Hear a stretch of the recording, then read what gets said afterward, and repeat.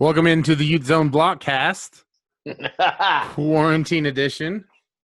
We got all sorts of stuff going on. We got new entry music. We got live stream feeds here. Some things never changed. We got Steve Bartle pounding his Monster Energy drink, which, I mean, nobody's going to hate on that. You can't I'm as consistent as they come. Death, taxes, and Steve Bartle crushing a monster. It's the little things in life that make you feel good. Welcome into the first annual and hopefully never happening again red-white game mock draft here in the weird year that is 2020. I am Bryan Brown. Steve was kind enough to let me to intro this thing. Steve Bartle, as you can see there on the recording, he's holed up. He's keeping safe. Steve-O, I'm so excited about this, man. Oh yeah, this will be fun, man. This will be just a fun little thing to talk about, get our minds on football again, and kind of take our mind off of a lot of what's going on in the world. So this is fun, and maybe we'll do this down the road, next season and beyond. But definitely under different circumstances where we're actually, we've got spring ball to actually talk about and stuff. So I think that given the circumstances, this is fine. But I would much rather talk about. Excuse me. I will never take another day of practice for granted ever again. Never, ever. Not that we ever miss that many anyways, but get me up there any single day that I can get up there. I will live at the facility. I mean, I'm already at Rice Eccles, as you can see. Yeah, you're there. So, you live there. I do. So, but without further ado, here's the ground rules for the mock draft. We're doing serpentine style, which is going to be new to me, but that means that first selection will select first, next selection will take 2 picks, and then the selection after that will select 2, and so on and so on. So it's kind of a modified snake draft in essence. Yep. So, and we'll go 12 rounds. We've got how many positions? So we've got nine players that we'll select on offense and on defense. And then we'll nine players specifically with certain positions, and then we'll have 3 additional wild card rounds where we can select random positions, whatever we feel will best help our rosters. So 12 rounds. We'll try to keep it quick and try to get through this as quickly as we can. We'll have a minute timer, so we'll make our picks, and we'll have a little time to talk about our picks and why we made the other guy look like a fool. So this will be there's going to be a lot of wailing and gnashing of teeth over this, I can tell. Oh yeah, and I'm here for it. Yes, tear me apart over my draft. I'm already onto it. Yep. So we're recording the live stream, and this will be posted to the Blockcast, right, Brian? That's what we're doing. Yep. So we'll post this to the Blockcast, and at the same time, maybe someday Dan will give us the password to the YouTube account. That would be great, Dan. That would be great. But so we're going to be recording this while posting on the board at the same time. So you'll hear some typing and that kind of thing, but we'll try to keep this as clean as possible. If my attention drifts away, it's because I have 2 screens here. I'm not just like, oh, there's a bug on the wall. Hey, okay. Why is that picture crooked? Why is there a crack in my ceiling? Why are there sparks flying? No, I'm just kidding. One of those things is actually true. There is a picture on my wall, and it is crooked. I'm going to say it's left over from the earthquake. When in doubt, blame the earthquake. Yep. Okay. So, we'll go ahead and post our picks up here on the board. You can go back and review them.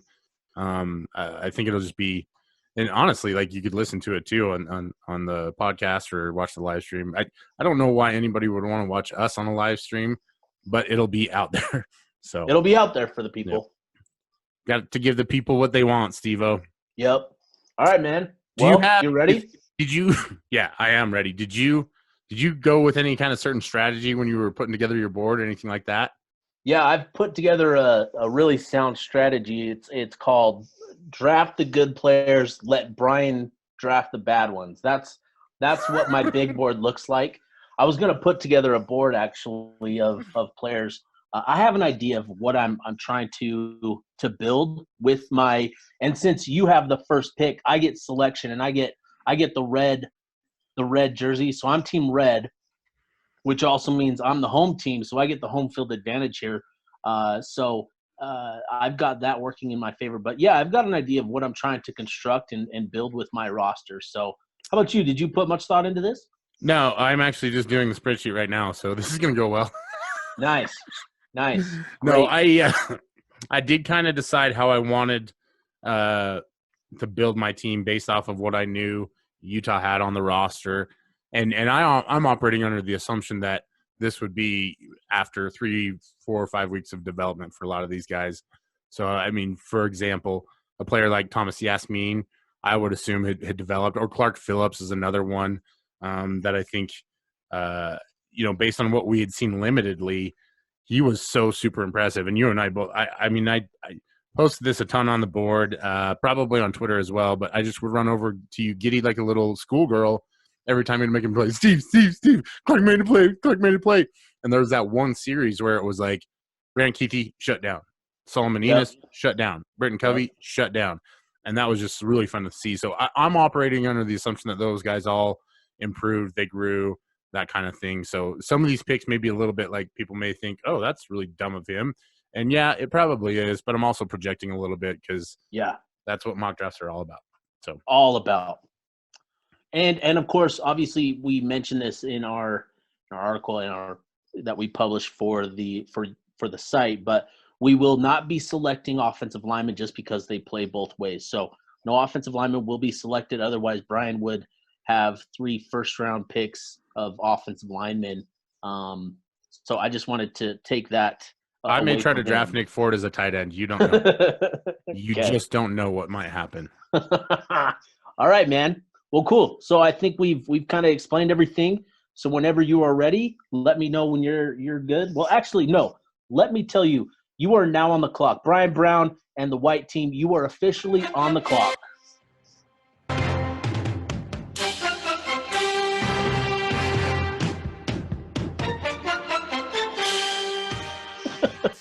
Fun with production. Isn't boredom grand? This is great. So a little opener there. The pick is in.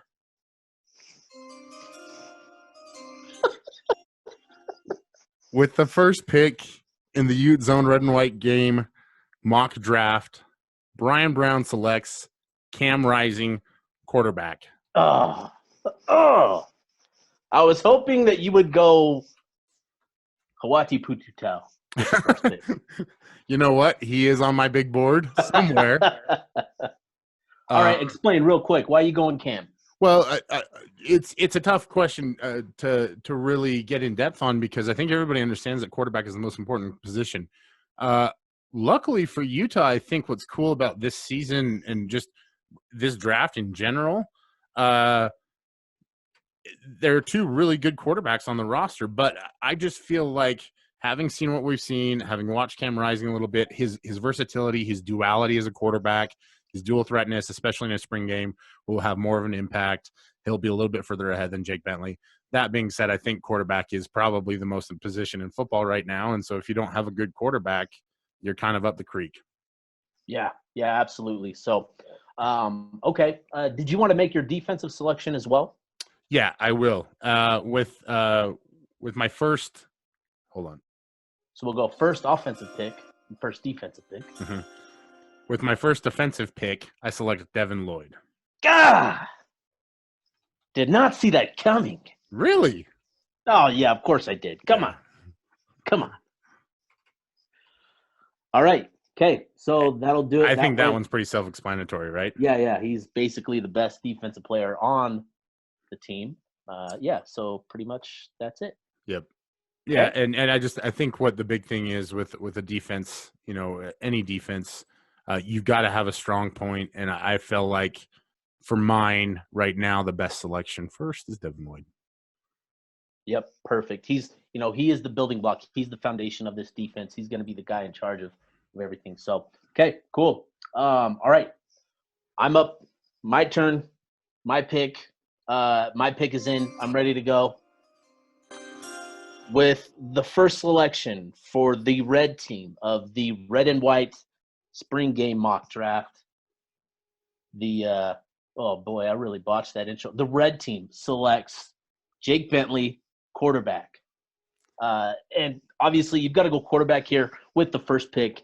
And in this competition, I would have loved to have taken Cam Rising, but this is a true, quarterback competition, and these guys are looking at it, going head to head in a toe to toe type of a battle. This is a tremendous opportunity for Jake Bentley to come to Utah and compete for the starting job, and playing the Pac-12 under Andy Ludwig. He made some good throws, some really good throws in the 3 days that we got to watch. And, he's obviously got the experience. So I'm going to pick Jake Bentley with my first offensive selection in this mock draft.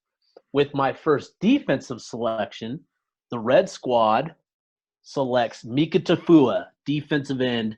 And obviously, if you can't go Devin Lloyd, I'm going to go Mika Tafua, get my pass rush going, because the secondary is the weak spot. And so the best thing to help a weakened secondary is actually a strong pass rush. So, again, first offensive selection, Jake Bentley. First defensive selection, Mika Tafua. Darn you. I know.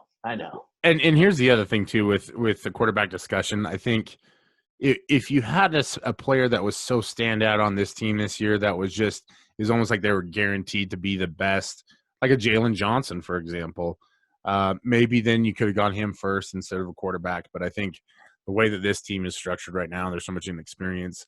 We both get good players in it, but quarterback kind of becomes the most essential in offense. Mm-hmm. And Mika Tafua, he's going to be good, man. He came in it last year just on fire. Did so well. I'm getting up on time, huh? No. You're good. I think what I'm interested to see with Mika Tafua is Utah's always they've never allowed I don't want to say they've never allowed, but one defensive end has always been more of a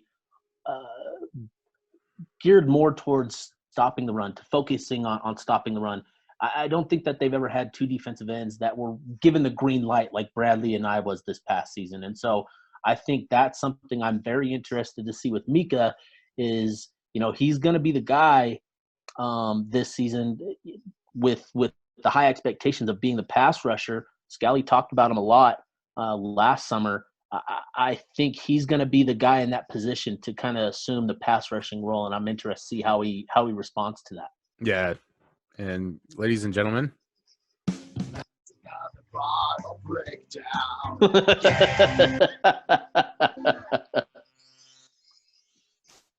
That was fantastic. Thank you to a friend of the program, made us some drops and whatnot. It's only taken me 6 months to figure out how to use them. But no, I think Mika is a good selection here, especially against an offensive line that is still in the learning phase. Yes. So, all right. Now it's you're back up again, right? Oh yeah, I'm up. All right. So with my second selection, the red squad selects tight end Brant Kuithe. For obvious reasons, if I can't take the top quarterback, I'm going to take the top playmaker on this Utah offense, and that is Brant Kuithe. For my defensive selection, I'm going to take cornerback Clark Phillips III. No! Thank you.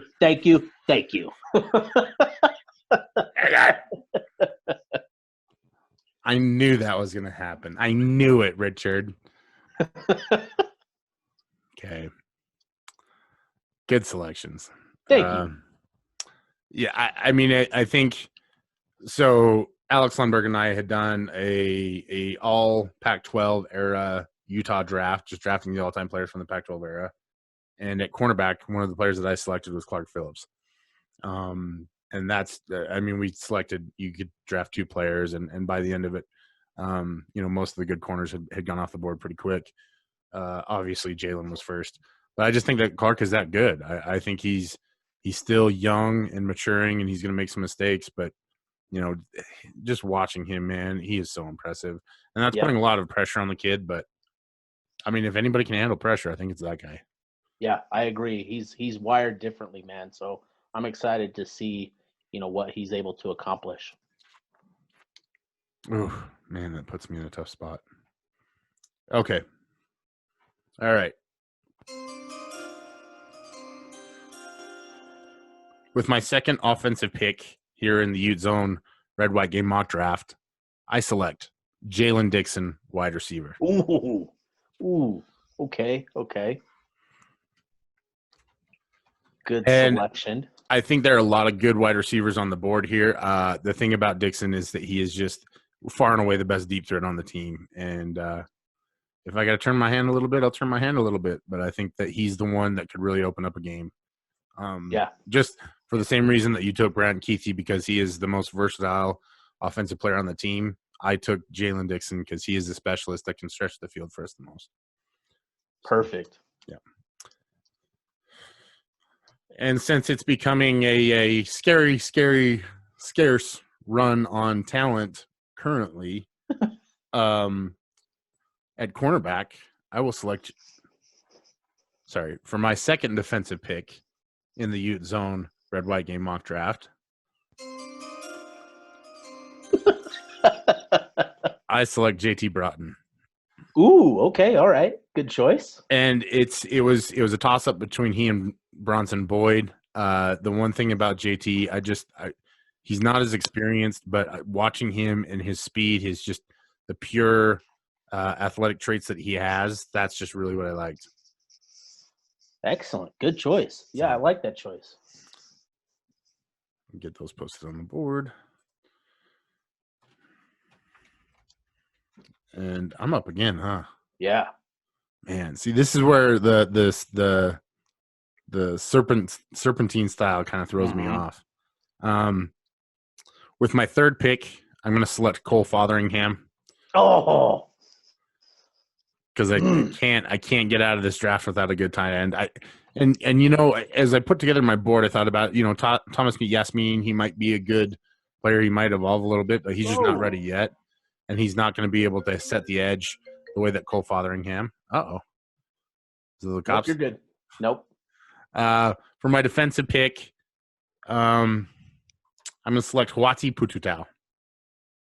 Ooh, you well, Huati. Yep. Okay. And that might be a little bit early, but as you and I have talked to Paul Tawala, Paul just loves him because of his versatility, his ability to work multiple moves, and for the same reason against a still learning offensive line, I'll take Huati.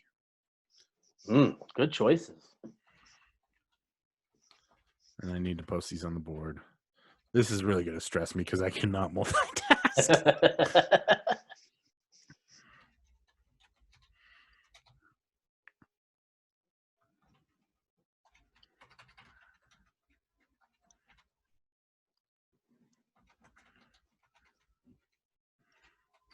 All right. Your turn. All right. With my third selections, the Red Squad selects wide receiver Bryan Thompson. I knew it. Honestly, I can't believe that he's available here. That he has fallen this far in the draft. I get Utah's top producing wide receiver. Obviously the top target last year at the wide receiver spot. Pair him with Bryan Keithy. That's a tremendous duo there in the passing game. And I give Jake Bentley two really solid weapons to throw to give him a really good look. So I'm really excited about that. With my defensive pick, this is where it starts to get a little interesting. With my defensive pick, I got to refresh the board real quick. See who's out there. Yeah, I got to scour. Ooh. All right, this is what I wanted to do. I'm going to go linebacker Andrew Mataafa. Probably a little bit of a reach here. I'm not afraid to admit that, but I get the two top linebackers. in my opinion, in Lloyd and Mataafa, and providing those reps and developing that chemistry for who I believe is the best option at linebacker with Mataafa, the other linebacker outside of Devin Lloyd. To pair those two together, I'm really excited about that. So I go Andrew Mataafa with my third defensive selection here. And I think go ahead. Sorry. No, go ahead. I was just going to say, I think that's a great pick. He was a guy that I actually considered choosing as well, simply because of what you said. There's a scarcity at linebackers. The second, third pick sometimes feels a little bit early, maybe not. But we did see that he started to pack on weight a little bit more. He's always been aggressive. I think the biggest thing is that he knows the position now. He knows how to get to where he needs to go. And he and Devin Lloyd have a pretty good chemistry. So it's actually really unfortunate that you're going to break them up, Steve. How dare you wreck the development of this football team by doing such a selfish act? Hey, you know what? It's all in the name of winning. And so when it comes to the red and white game, I want to make sure my linebackers are on point. So with my fourth selections in the red and white spring game mock draft, this is going to get out of control. The Red Squad selects Jordan Wilmore, running back. I went Jordan Wilmore. Maybe a little bit of a surprise here for some. Maybe you were thinking Devin Brumfield.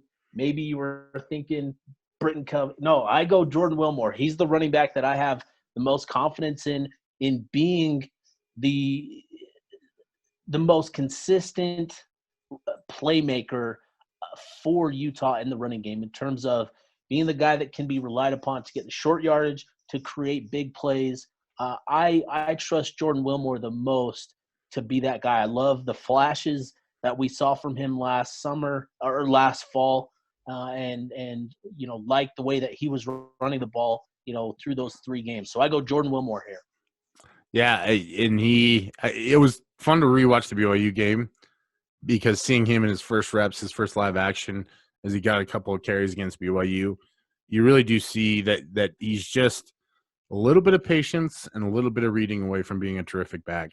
The potential's all there. That's a good selection, man. I will say this: he was not the highest ranked running back on my board. See, and yep. Yeah. This is great. This is great. This is good discussion here, because he was my top running back. Okay. Let's see. What do we got to go here? I got to go offense and I got to go defense.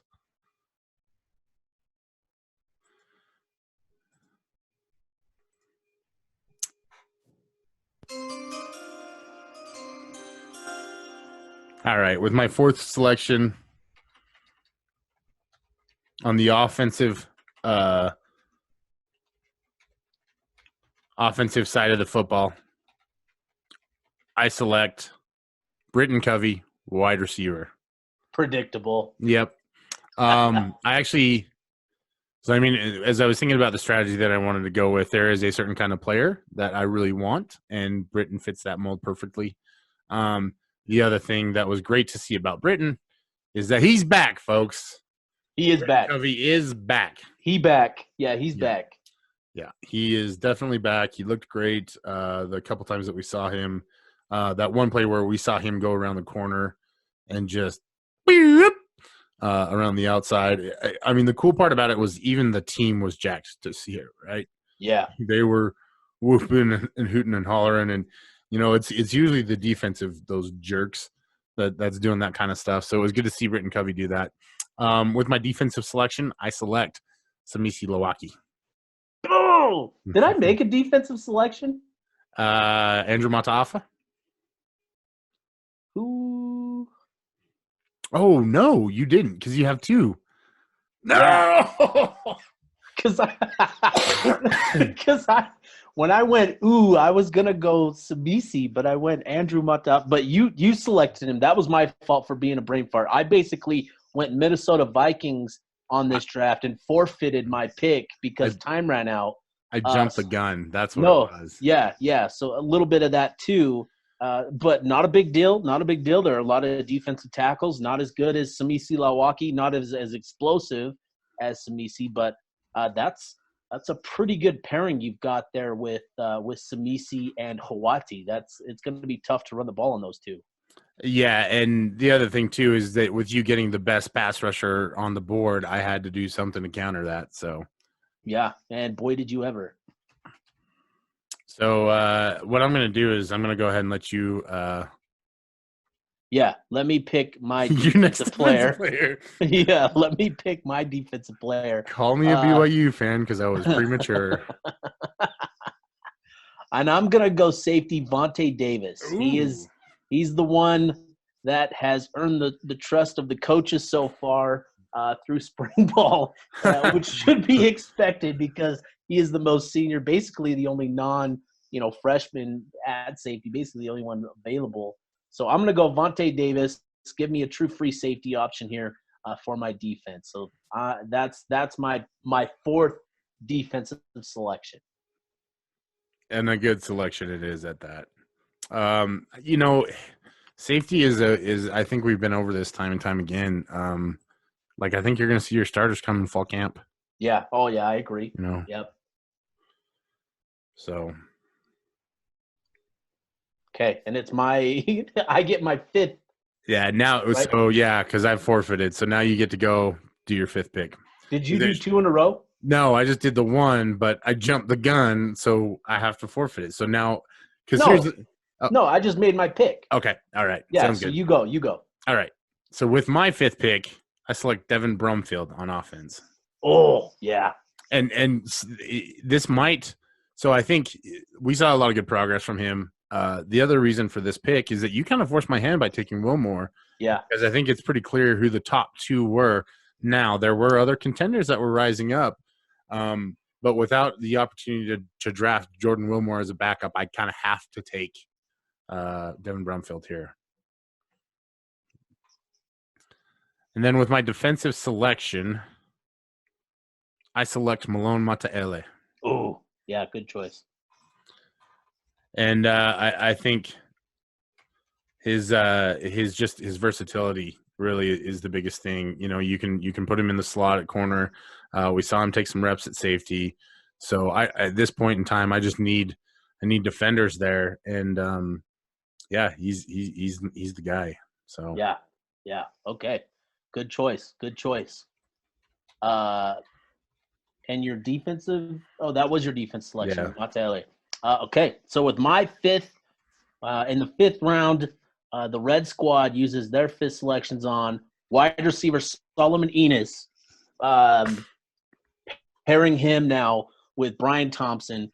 I got two legit bona fide outside receivers, guys that are both capable playmakers and willing blockers in the run game.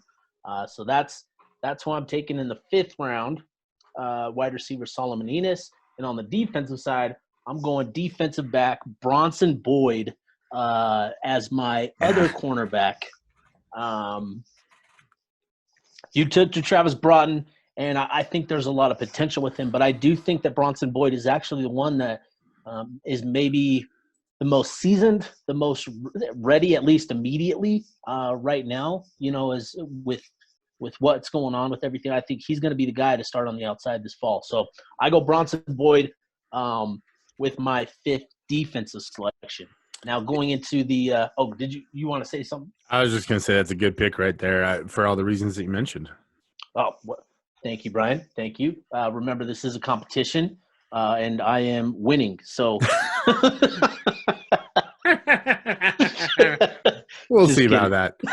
Somebody is going to hook us up with a NCAA football 2014 so that we can simulate this game somehow with the roster. Yeah. Please. I know that somebody out there in U-Zone has those capabilities. Oh, I know. They're out there. All right. So advancing into the sixth round, my sixth pick. Oh, man. It's coming down to it. I'm going to take running back TJ Green. Love the way that he ran the ball. Love the way he ran the ball this spring, and I think he's clearly he's clearly going to make this running back competition much more difficult than even we anticipated coming into spring. I think we all kind of thought it was going to be a two-back race with Brumfield and Wilmore, but the way that he was running the ball, the way the coaches talked about him, it sounds like he's made a lot of progress and is running the way that they want him to and have hoped he would. And so for me, I feel like I get a steal here in the 6th round with TJ Green. With my defensive selection, I take a defensive lineman in Vianney Moala, giant presence, 6'6", 315. I think this is the year we get to see him. Obviously playing behind Leckie and Penasini last year was a little bit difficult, but I think we get to see him kind of unleashed a little bit and see what he's fully capable of. So so that's my choice here is Vianney Moala. I'm so mad about TJ Green.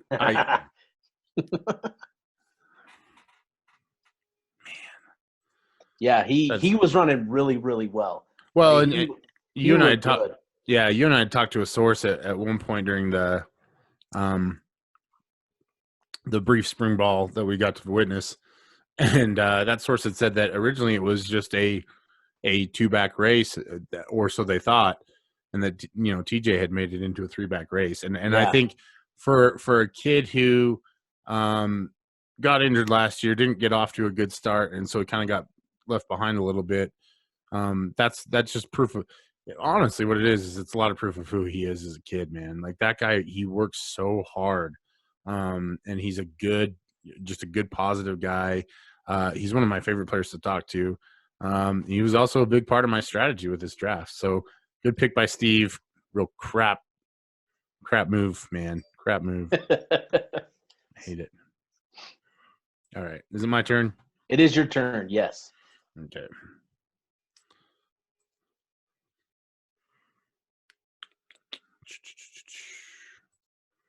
See, now's where it gets a little dicey, man, because we're getting into the depth of it.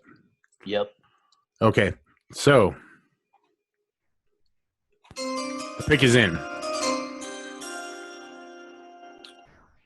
With my 6th selection on offense, I select Samson Nakua. Ooh, that's a good choice.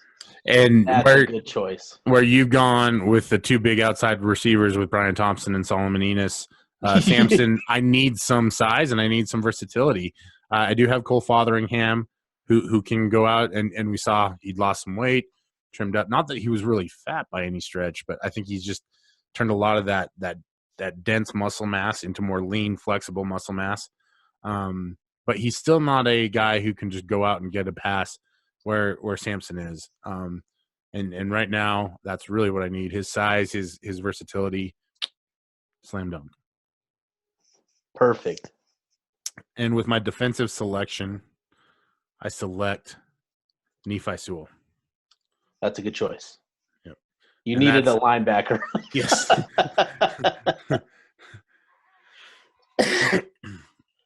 Things are getting a little dicey in the defensive backfield with another linebacker.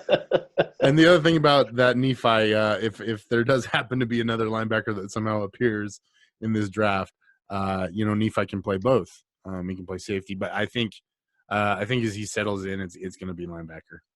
Yeah, I agree, and I think with the way that football is evolving, and especially on the offensive side of the ball, that's impacted how defenses have evolved, and you're seeing a lot of these smaller, quicker linebackers that are weighing in 210, 215 pounds, and I think Nephi Sewell fits the bill really well there. Obviously, from a size standpoint, that's exactly where he's at, but I think he fits in terms of coverage, ability and coverage, and just his willingness to kind of come downhill despite not being the biggest guy. So I think he's a really good fit at linebacker, and excited to see him kind of develop this fall or whenever we get football back. Yeah. Whenever that day may be. Yeah. Please come soon, football. We miss you. Yes, come back. All right. So now I'm up for no, I'm done, right? No, you got 7th. 7th. With my 7th selection on offense, I select Devon Vele. Ooh, that's a good one.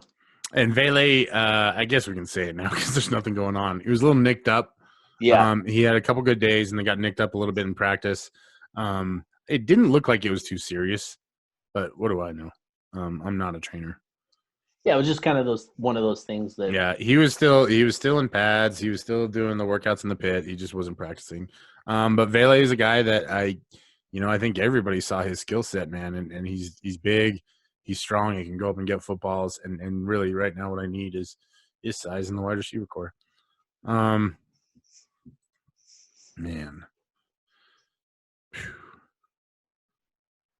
With my defensive selection, I take Fua Pututau.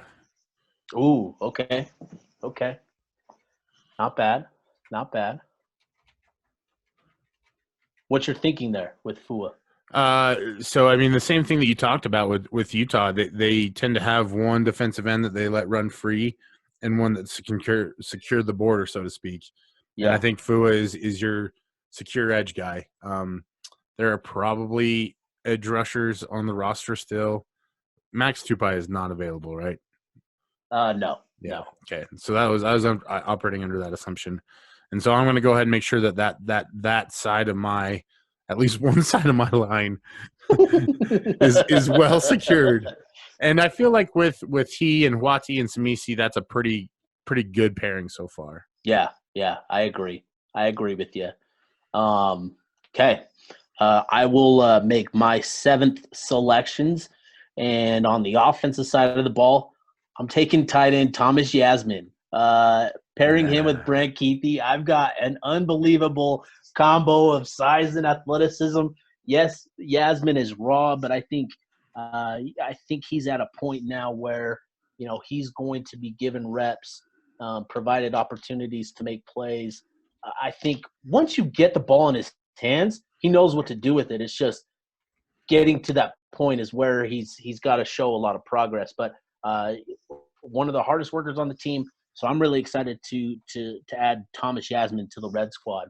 On the defensive side, I'm going to take, just because you've loaded up on slot receivers, I've got to go. I've got to add another defensive back that can play on the inside, that can match up with these guys. And this is tough. Yes, it is. So I took Clark, and I feel confident about him and his ability to match up. I don't have a guy that has the speed of Jalen Dixon. Oh, this is tough. Do I go physicality or do I go with potential? And man, this is tough. You know what? I'm just gonna do it. I'm gonna go Drew Rawls. No! I was really He was next on my list. I'm a terrible GM for these reactions. I know I shouldn't be doing this. I was really impressed with Rawls and what he was able to do, with his reps at outside corner. Obviously, he's an outside corner, more so than an inside guy. So that leaves Clark inside to match up against Britt and Jalen Dixon when those guys are working from the slot. But really like what Rawls brought to the field in his reps at cornerback, and was really impressed by what he was able to do. So yeah, very excited. Echo everything you just said. I was really surprised to see him play the way that he did. Man. So I've got to make my 8th. We're now into the 8th round now. This is where it's starting to get real slim here. I think this is where Utah's showing that the depth is just so inexperienced, right? And so much of what's going to happen in the fall is going to be guys who are coming in, which I think that's probably part of the reason why they were able to secure that class. Yep. So with my 8th selection, on the offensive side of the ball, I'm gonna go. Ooh.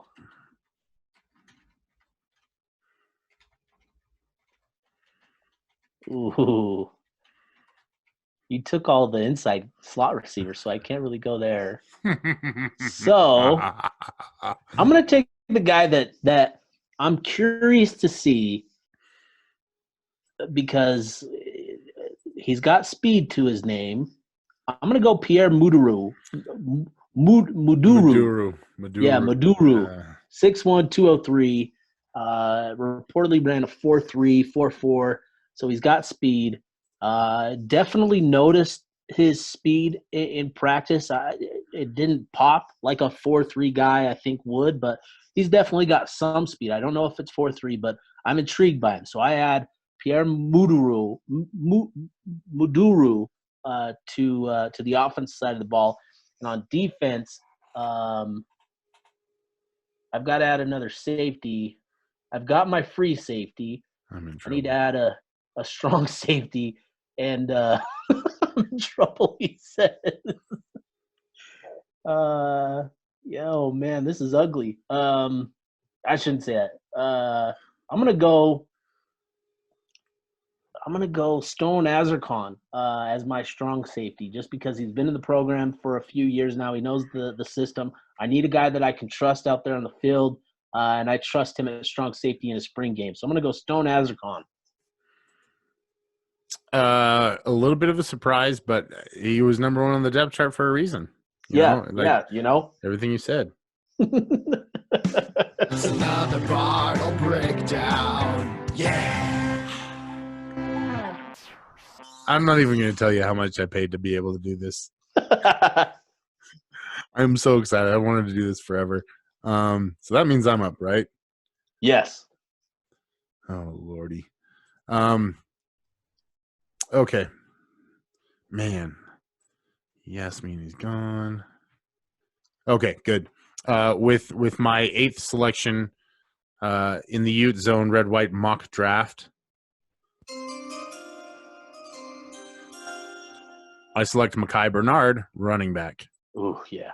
And it's twofold. There's not a lot of offensive players left on the board that I think are impact guys. But the other thing is we just saw a ton of versatility out of him in the spring already. He's put on weight. He's worked hard.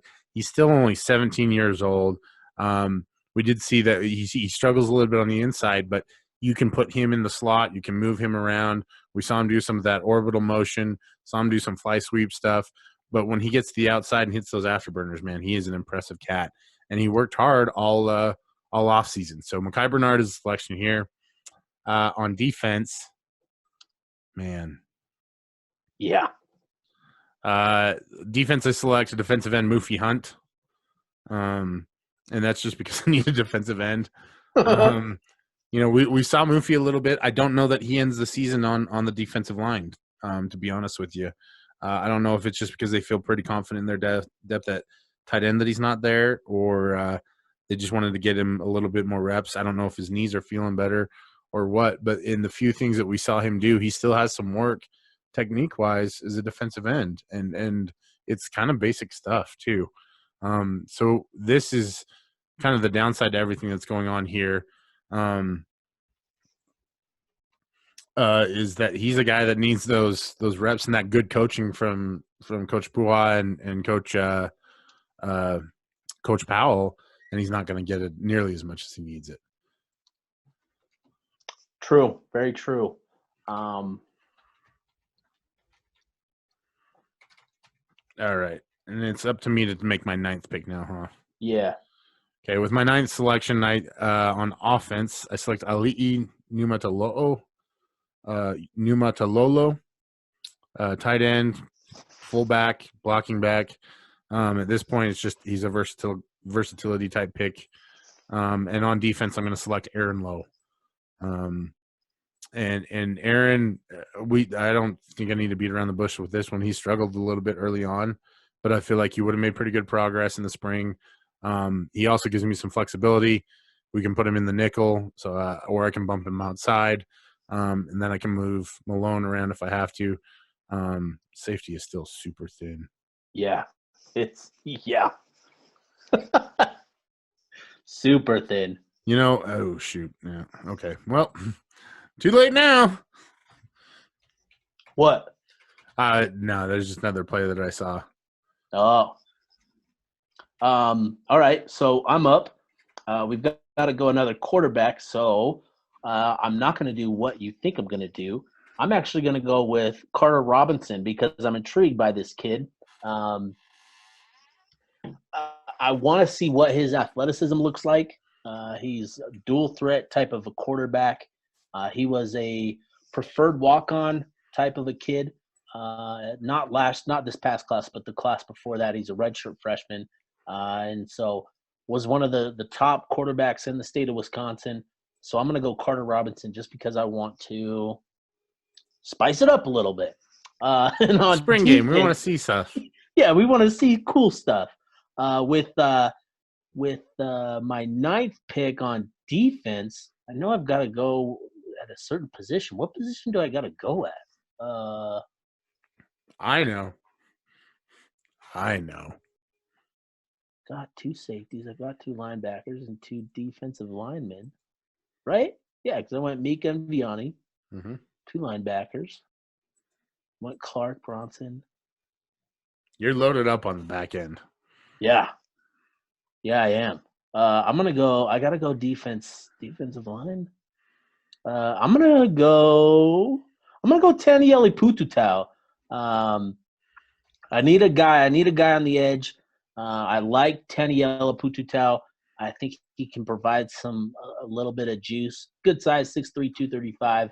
And we actually got to see him on the field this spring. So I go Taniele. And he's another guy that I think, with a spring worth of development, he could really grow. And, I mean, the Pututaus are becoming like the Kofusis at BYU, right? You always want to have at least one or two on the team. 3 or more, even more. Like, even better. Yep. So, that's a good selection there. Okay.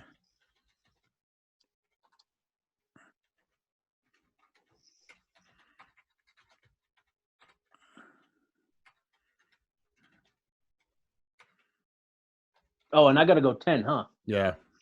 With my 10th selection, geez. I'm gonna go. Ooh. I'm gonna go wide receiver. I'm just gonna load up on size. I'm gonna go Tyrone Young-Smith. T-Boney. T-Boney. Man. For those of you that don't know, a guy that's been in the program for what, 10 years? 7. It's about time. We put it together. T-Boney. No, I'm just kidding. I can't really say it. T-Boney's one of the best young men on the team.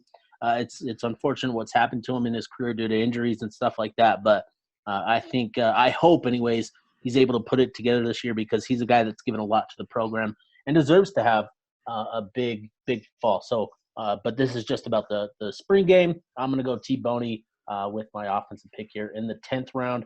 And on defense, sheesh. I'm going to go linebacker. No. I'm gonna go Hayden Fury. That's what I'm gonna do. I'm gonna go with the Fury. I'm gonna go Hayden Fury. So that's where we're at. Yeah, well, T-Boney and Hayden Fury. T-Boney, I consistently tell people this, and I know it means nothing, but he was the best physically looking receiver outside of Bryan Thompson. It was almost every single day. Like, I would just catch a glance and be like, oh, who's number one? And it was T-Boney. He looked so good. Hopefully he's healthy, because if he is, I still believe in him. I know most people don't. I get it. Hard to blame him for feeling that way just because injuries and stuff. But man, he's got it. Like, if he's healthy, he's got it. Did you make your 9th selections? No, that was when I took Ali'i. Oh yeah, that's right. And who else did I take? Was it Fua? No, it wasn't Fua. It was Mufi. Mufi, okay.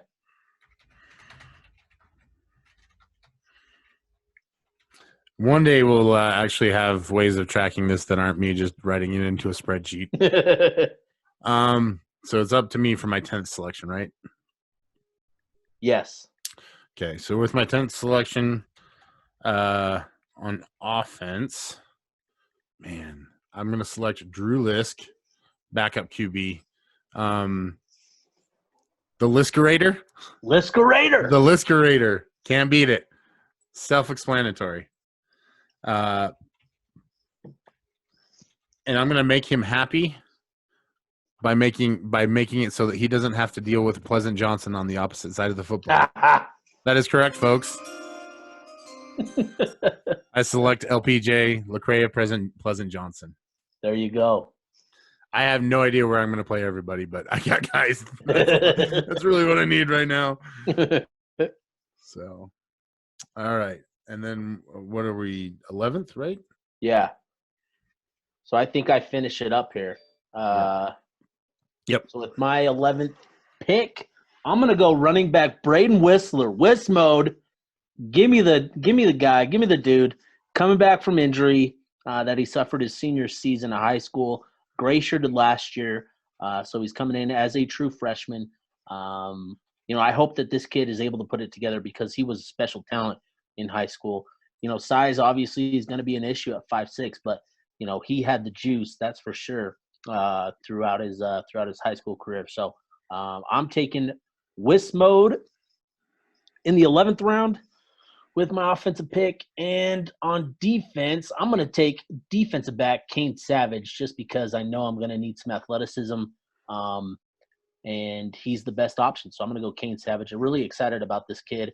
The fact that he was able to get here for spring ball was a big deal, just because that provides him with a little bit of structure in his life. And I know that he just recently went back home, like very recently, like yesterday recently, he finally made it back home because he's been out here in Utah.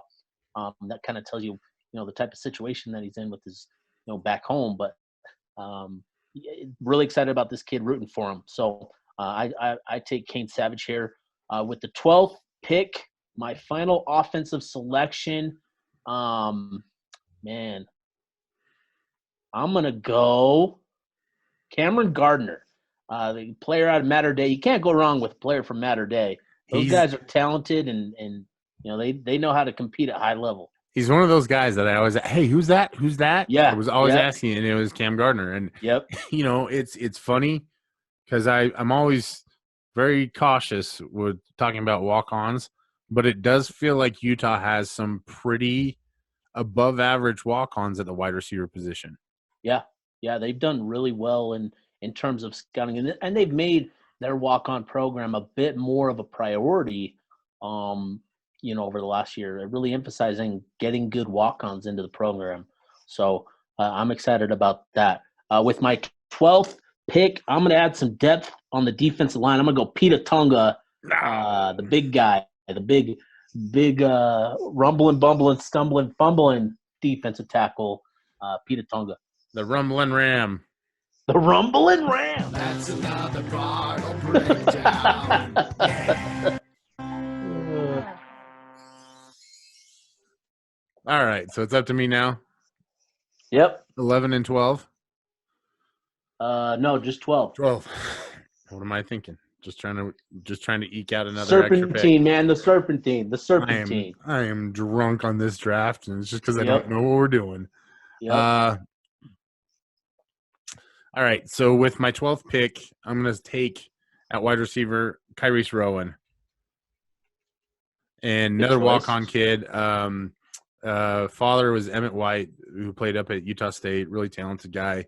And Reese is he's a worker, man. He has been impressive. Yeah, he was. I feel like he's so close, man. Like so close to breaking through to the point to where he might actually be able to be a contributor. On the defensive side of the football, this is a necessity thing. He's also a kid that I loved. I'm really excited that he got up there early. With my final selection in the 2020 Ute Zone Red and White Game mock draft, the Bryan Brown selects Ben Renfro, safety, Texas. And nice. Well, part of it is because that's about you need all safety. That's left. I need a safety. He's a young kid. He's gonna make mistakes. Yeah. Yeah. I'm just looking at this thread on the board, man, and it's kind of a mess. So for everybody who reads it, like, you're gonna be like, "What happened here midway through?" Well, midway through, Steve and I were just basically doing a live stream and a podcast, and I forgot to post things.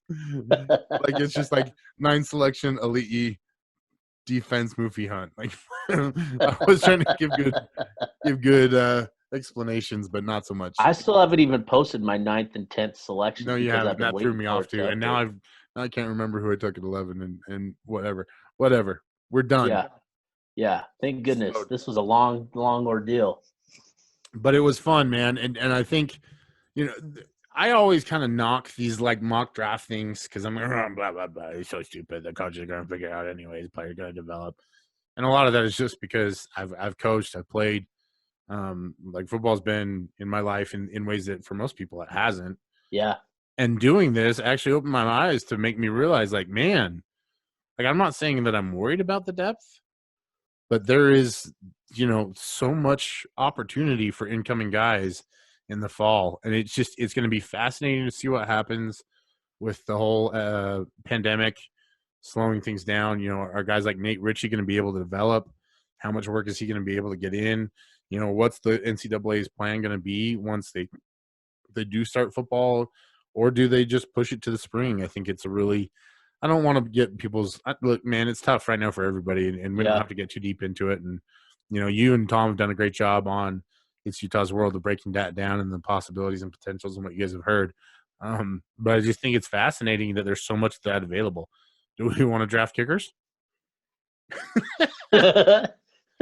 It's you know, this is, you talk about there not being a lot of depth, and this is what, you know, telling kids, hey, you're coming in to start. This is what this looks like. Like, this is how it is. And unfortunately, you know, when you're not a program like USC where you're just filled with, you know, high 3-star, 4-star talent, like, this is what it's going to look like at Utah when you're going to be relying on incoming freshmen to assume starting roles. You know, it's not going to be the healthiest depth chart. It's not going to be the most it's not going to be filled with a lot of talent. Like, this is how it's going to be. You know, hopefully that will change over the next few years as Utah continues to add top tier talent. But, you know, this is what they were selling kids. This is what it looks like, you know, the opportunity to come in and compete and earn a starting job. You know, so it is going to be important for those guys, Van Fillinger, Nate Ritchie, you know, the rest of the guys coming in, especially Amoy on the defense Latu, Xavier Carlton, the kind of the cream of the crop in this class that we talked about so much. You know, and the other thing too is that this is really where you want to be as a program. You want to be sending 6, 7, 8 guys to the NFL every year. Now, where Utah's in, I don't want to say crisis mode, but they're accelerated, is they've really got to get some guys developed, and that'll be different. Now, the difference is that you're bringing in 4-star caliber athletes to replace that, and you haven't done that in the past. You know, you've had maybe 1 or 2 here or there. They brought in, what, 5 this class? 5 or 6? Yeah. Is that the final tally? I think so. I mean, you'd think that I'd know that kind of thing if I cover recruiting. But not all of those 4 stars are going to end up coming into this class. Obviously, some will depart on missions, but I think that's the upside to what Utah's done, both on the recruiting trail and on the development trail, is they've taken those 3-star guys that are kind of in between, and they've pushed them to where they can make it to the NFL. So it's, man, this was fun though, dude. Like, thank you so much for letting me dude, this was a great idea. This was a lot of fun, and we're gonna provide, you know, a lot of written content, just kind of previewing and reviewing these positions, and, you know, breaking down maybe our rosters, our red and white squad rosters, and talking about, debating, going back and forth about who has the best. But we'll definitely continue to break down the roster and talk about what could be, you know, not only this spring but this fall and that. So this was a great idea, Bryan. Thanks so much for, you know, putting this together and you know, and at least having some fun with it. So it's tough that we don't have the actual spring game, but this was still fun to kind of, you know, just go back and forth and kind of provide, you know, in a way, this is almost like a value chart of how guys rank and how the roster sets up in terms of how we view the entire roster. And I hope that that's kind of I think a lot of people kind of look at it that way, but I hope Mhm. most people look at it that way. Yeah, and really what I want to do is I want to try and find a way to put something like this together for our subscribers and for our readers at Youth Zone. So if you want to do something similar like this with friends, you can.